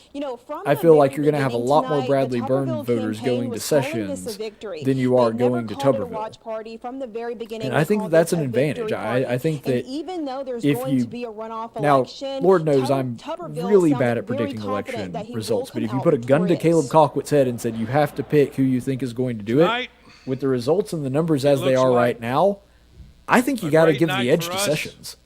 And a bad I think night that for those the are the swamp. ones that are going to wind up turning out, and nobody knows what the turnout's going to be like. Maybe what winds up happening is that some Tuberville people, because the numbers showed him winning by a pretty decent margin, that some of the hardcore Tuberville fans wound up not showing up. And because of the weather and because it's been kind of nasty today, I don't know. Maybe that plays a role. When he looked at Jeff But I Sessions can't from see that across playing the a major table role in this and said, runoff. "You're fired." I just really do think that Jeff Sessions winds up taking it if he is if it's him and Tuberville based on the way that the numbers have played out tonight. Now, maybe I'm wrong on that. Maybe somehow Tuberville coalesces a lot of the supporters from other candidates around him. I'm not sure. Of course, Jeff Sessions will be Tuberville's big it just doesn't opponent appear in that the way. runoff, and he had his own fiery And I will say speech this. tonight. WSFA 12 News I reporter think Lydia that with Nussbaum Jeff joins Sessions, us once and again I live said from this Mobile when he to got recap into the that race. speech. I said, Senator, I love you. I respect you. I think it's time for you to go off into that good night. I mean, you've had decades, literal decades of service to this state. You've done a lot for Alabama. You've been the Attorney General. I mean, you've risen to heights that few people even dream of. It's time to pack it in to ride off into the sunset. And here he is, sitting pretty, just barely behind somebody else trying to win his old seat back. And if the numbers are any indication tonight, there's a very good chance he winds up taking his old job back. So, we'll see. It looks like they've got a reporter on the ground at Sessions headquarters right now. So we'll go ahead. He took a couple of jabs at Tommy Tuberville at the same time, saying that Tuberville is not really supporting the president like he should. So that is really where this campaign stands. Take a listen to what some of the comments that Jeff Sessions made just a few minutes ago. And as for Tommy Tuberville, where was he when President Trump needed him? What did he do for Trump? Never said a kind word about him that I can find. Never gave a single penny of his millions to the Trump campaign. So one thing is clear. This has been the nastiest primary of this season. Granted, it's been tame compared to some other races I've covered, but compared to other primaries, this one's been the nastiest. At least this roundabout, this go-round.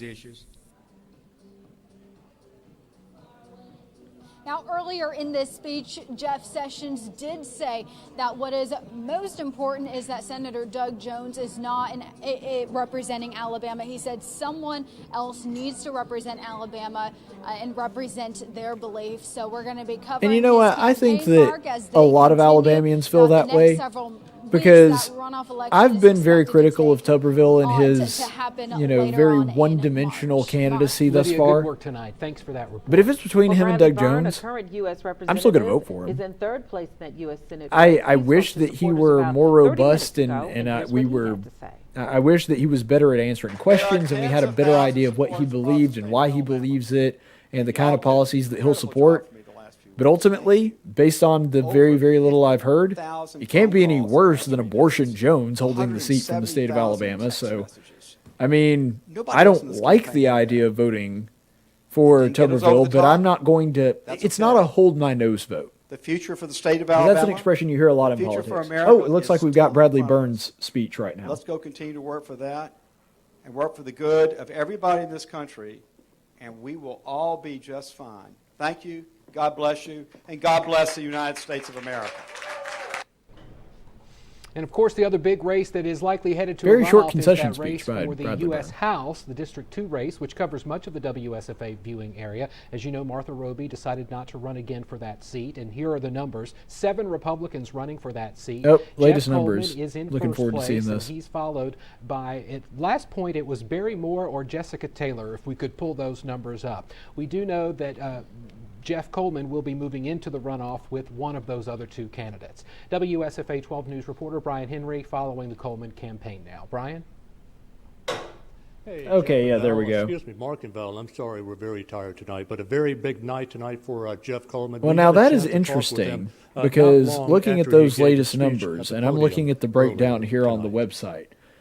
So Barry Moore, as I said, we're 215 days into this journey. is still ahead, but he has lost a little ground against Jessica Taylor because he stayed the same, and Jessica Taylor jumped by about half a percentage point. I'm here to make a difference. So I still think that Barry Moore winds up being the guy, but she's only behind him now by roughly a little less than 2,000 votes. 28 days. Mark? Now, you've only Brian, got 6% of precincts that have not least reported, so the current there's just not that many votes left. Moore will be in that runoff and Jessica Taylor would basically need Jeff all of Coleman, the but votes again, to go to her, or at final least numbers have not been a counted, gigantic and I know portion there's one of other them candidate in to Prattville be who's able to hoping get that within she might striking be in that distance of runoff. Barry That's right, Moore, we're and so I talking don't about see that Jessica happening. Taylor, I think and it's safe to Ashley go ahead and Fowlerman call is that one. at her camp right now. And Maybe Ashley, I'm have you had jumping the chance gun a to little bit talk to here, Taylor? but I see it as being safe to call that one.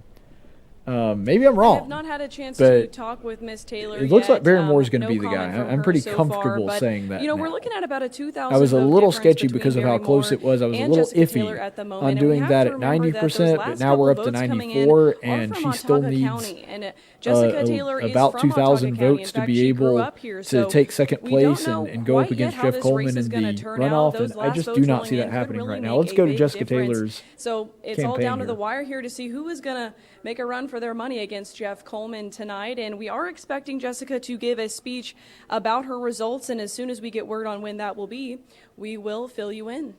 Back to you guys. All right, thanks a lot, Ashley. And as we pointed out earlier in this newscast, we were first to report that the Democrat in this race has been decided, the Democrat who will move on to the November general election in the race for the 2nd Congressional District. That, of course, being Phyllis Harvey Hall, as you can see here, winning the race outright with 59% I of the in vote. no way mean any It's not just been disrespect to our busy in news partners Alabama, at it's been busy WSFA, in but I don't think it's going to 14 matter states, much. which Like, held they're their just doing their primaries job. today I'm as not part in of any Super way Tuesday. bashing In them, but Alabama, the race was called that's something within that's really 2 just not going to minutes of the matter all polls that much, closing, probably. with multiple outlets declaring Joe Biden the winner for the Democrats. On the Republican side, President Donald Trump had a dominant win. Alice Barr takes a look at yeah, the larger not picture surprising tonight. at all, looking at those numbers. Joe Biden with 63, Bernie Sanders with 16. It's interesting that the Alabama Democrats win about as strongly for Joe Biden as the entire state does for Trump. That's interesting to me. I mean, I knew that Joe Biden was going to win by a wide margin. I predicted even over 50, but 63, that's impressive for Joe Biden. I don't think it's going to make a difference, like I said. This is one of the reddest states in the country, and I do not foresee Alabama even contemplating voting blue in this next election, barring some kind of weird abnormality that nobody can see. But yeah, Joe Biden with the lead when it comes to delegates now, he's definitely not uncatchable. But the fact that now we have California in the bag and Joe Biden's in front, he's not uncatchable, but he's got a substantial lead, more than I assumed that he was going to. What I'm truly concerned about now is if Bernie doesn't get the election. If Bernie doesn't get the nomination from the Democrats, I'm afraid that even if it is very clear-cut, even if it's clear as day that Bernie lost fair and square, I'm afraid that what's going to happen is the Bernie supporters are going to riot, and Milwaukee is going to be ground zero for an actual communist riot. I hope that's not the case. I want to believe that's not the case. But sadly, I think that that's a legitimate possibility. And I hate to say that, but I think it's the truth. The next big contest on the horizon, Florida, all right, in let's 2 see. weeks from today. We have let's see what WSFA is reporting from now. National races to local elections. You can find the story on the 12 News app. Well, it's the final game of the season for the Troy men's which I understand. I got to do that too. By the way, News Radio 1440 app, get it? Arlington. Thanks for reminding me, WSFA. To make the NCAA tournament. Sports is next.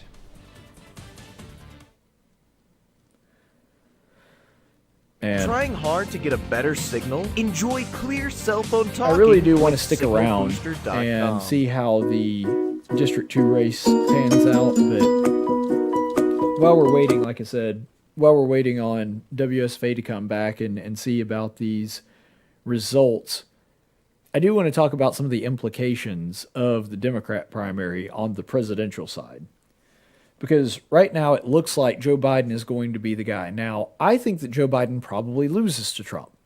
I do see a path to victory for him.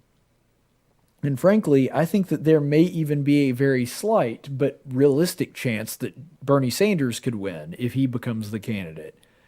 If one thing happens, this is going to be the most important thing to whether or not Trump gets reelected or not.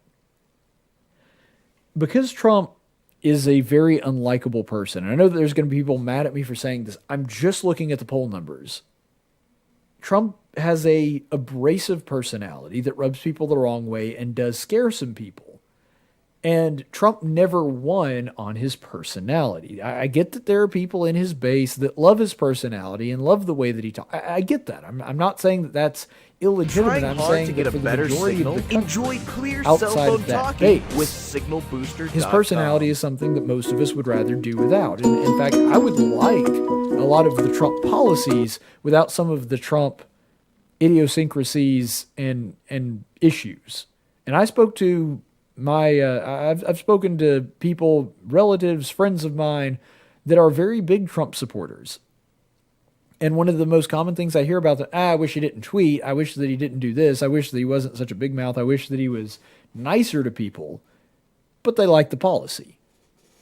But for those people that are on the fence, the fact that he has an abrasive personality is enough for them to at least consider other options. The thing that is going to keep them from considering other options is the fact that the economy has done insanely well. I mean, ridiculously well.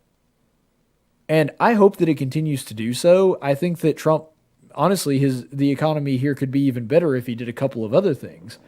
But when Reagan talked about morning in America and people feeling hopeful, feeling like they had a chance, that they could do something with themselves, they could do something with their lives, that morning in America feeling is back again.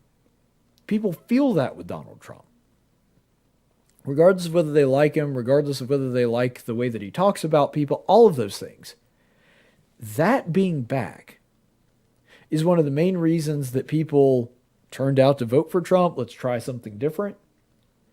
And it's also the reason that what we have now, what we have in this situation, is as long as that feeling, as long as that sort of sense remains, and I mean, it goes back to something that I believe it was Bill Clinton that coined this, it's the economy, stupid.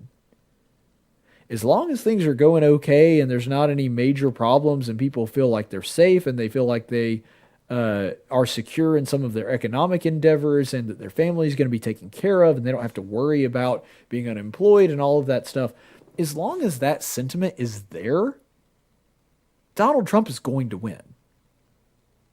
So the only thing that can keep Donald Trump from winning, the only thing that I think that President Trump could lose to a Joe Biden or a Bernie Sanders if this happened. I think he's more likely to lose to a Joe Biden than a Bernie Sanders, but I don't think either one are very good candidates. I mean, they're both 1,000 years old, and one's a cranky old communist, one's a cranky old progressive. I mean, that's not much of a choice. But the way that they could do something to wind up winning this is if the coronavirus has such a large impact on the economy that the American economy starts to slow down. And I get that it's been really great for almost the entirety of the time that President Trump has been in office. It's going to be, what have you done for me lately?